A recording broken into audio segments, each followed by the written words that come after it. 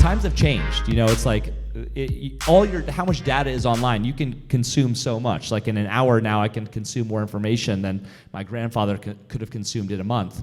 The speed of everything is changing. Everything is going to change, and so I think new ways of working are going to evolve. But I think we almost have to put that in a new modal and a new way of thinking, as opposed to trying to fit old world ways into this inevitable new world. It sucks, but at the end of the day, someone's got to go to the coal workers and go to the factory workers and say, your jobs are not coming back. It's sad, but guess what? Times have changed, globalization has changed, robots have come in.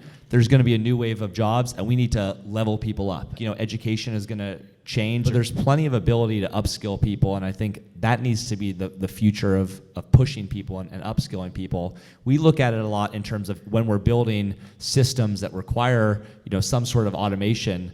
The reality is we're a ways away from the technology getting to a point where it can really automate a lot of stuff. And so there is this need for human in the loop or the expert in the loop. And so we start to look at things like, okay, as the human is giving data and inputs to the system that will ultimately collect data to automate, how can we start to level them up? How can we start to give them skills to go to the next thing? I'm a big fan of continuous and just-in-time learning. So like through technologies like VR, put yourself into a headset, be learning in an embodied way where you're actually physically doing it. So looking at how VR, MR, and AR, how those technologies could improve affordability, access, and educational outcomes. Training care workers how to give better care through a VR headset.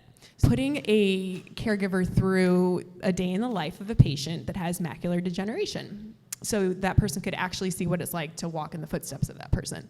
So a lot of the problems that get put in front of us are actually around this issue for the younger generations, because they lack they're lacking the ability to deal with basic conflict, interpersonal conflict, like basic stuff, because of the systems that have allowed them to avoid it.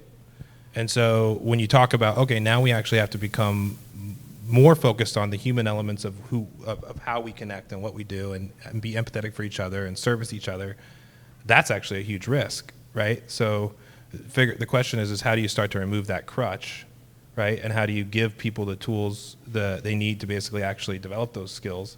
If you look at millennials and Gen Y, like together they're making up 75% of the workforce in within 2 years, right? And so you've got a huge EQ problem, which is more or less to blame because of technology, probably.